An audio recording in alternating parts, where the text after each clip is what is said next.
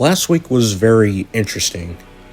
As we all know, last week was the Speed Weeks at Daytona and as well as the Daytona 500. As we move on to Atlanta this weekend, let's reflect back on Daytona. The Daytona 500 was very interesting this year. A lot of interesting things has happened, a lot of controversy happened. From Chase Briscoe giving Toyota their first ever pole win in the Daytona 500 just to get slapped with a big penalty after the race for spoiler modifications, and his crew chief James Small getting suspended 4 races. For NASCAR to add the 41st and extra spot for Helio Castroneves after he crashed out in duel 1 in the duels at Daytona, making people scratching their heads wondering how can two former champions, Jimmy Johnson and Martin Truex Jr., have to race their way into the Daytona 500, but Helio Castroneves, who never made any starts in a stock car, was able to get that extra spot, even if he crashed out. From Junior Motorsports racing their way into the Daytona 500, making their first Cup start, and finishing in the top 10 in their first ever start in the NASCAR Cup Series. From NASCAR making a very controversial call in Duel 2 as Eric Jones and Austin Cindric were side by side to the line. And let's be honest, Eric Jones won this race. NASCAR was really blind enough to throw a caution at the last minute as they gave the win to the guy who was starting in the front row in the Daytona 500 this year, to the President of the United States attending the Daytona 500 and riding the limo around the track, which was pretty cool to see. For the race to be delayed for 3 to 4 hours due to rain, typical Florida. It's always happens every season, opener at Daytona. Mother Nature. And then a big crash as Ryan Preece ends up on his roof for the second time in his career at Daytona. Only thankfully this one wasn't as violent as the one that happened in 2023. From Dodge making their potential return to NASCAR for the first time since 2012, as recent reports are speculating that Dodge may make a comeback to NASCAR starting with the Craftsman Truck Series in 2026.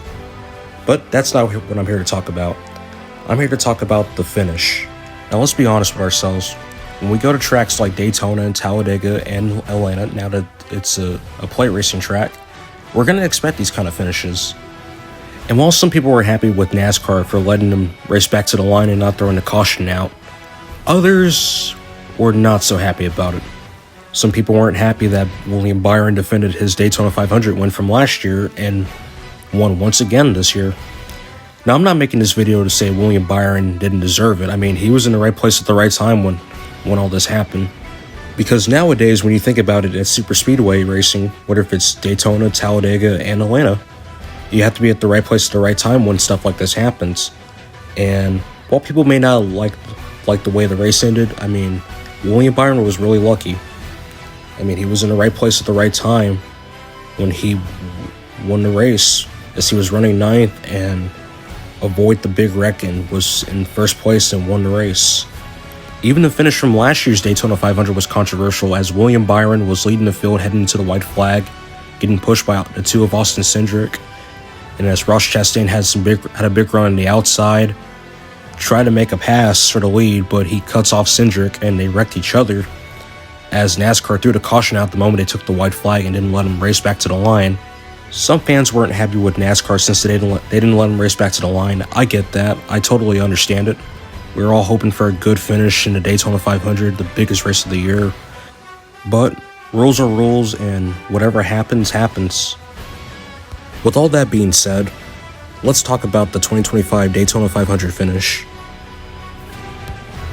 As Austin Cindric was leading the field to the white flag in NASCAR overtime, the 35 of Riley Herbst spins out and does his best Lightning McQueen impression as he makes an amazing save, and surely the caution would have come out, right? Surprise, surprise, no it didn't. Everyone was definitely surprised about that, but thankfully it didn't happen, honestly. And I think we can all agree that the Hamlin fans as well as the Cindric fans were not happy about the call right there. As Denny Hamlin was leading the field down the backstretch for the final time, Cole Custer jumps to the outside, and with a little miscommunication from him and his spotter, they wreck, causing carnage on the backstretch, and William Byron, who was running 9th, went from 9th to 1st, being in the right place at the right time, somehow missed Denny Hamlin and ends up winning the race as NASCAR didn't throw the caution out. And like I said earlier in the video, while some people were happy that NASCAR didn't throw the caution out and let him race back to the line, others didn't like the idea since everyone was wrecking on the backstretch and all, and people weren't happy that William Byron won. But let's be honest with ourselves, Whether you like William Byron or not, it was luck. And again, I'm not saying that he didn't deserve it, but when it comes to super speedways, you have to have a lot of luck throughout the race. And anyone could have won the race. They could have been running 9th, maybe 10th, and could have went from 10th to 1st with the move. I mean, let's be honest, anyone could have won the Daytona 500 besides William Byron. It could have been Corey LaJoie, Justin Allgaier, Cole Custer, John Hunter Nemechek, Tyler Reddick, Jimmy Johnson. You get the idea.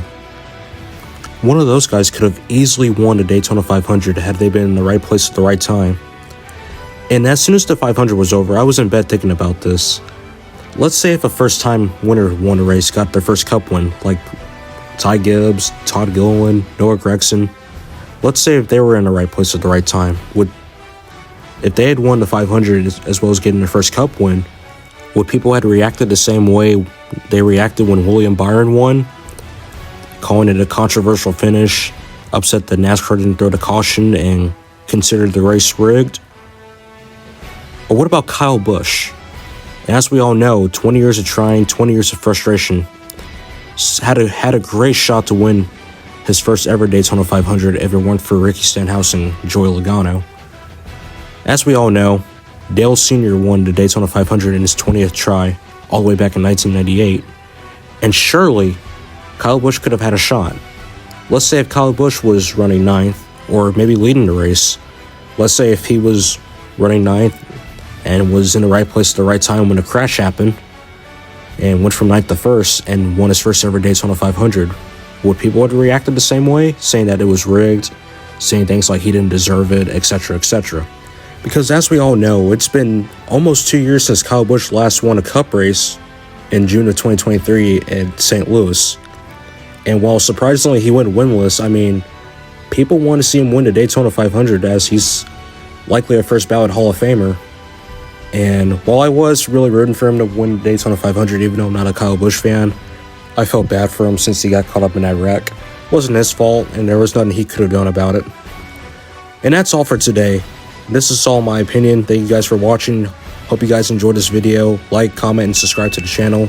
And I'll see you next time. Peace.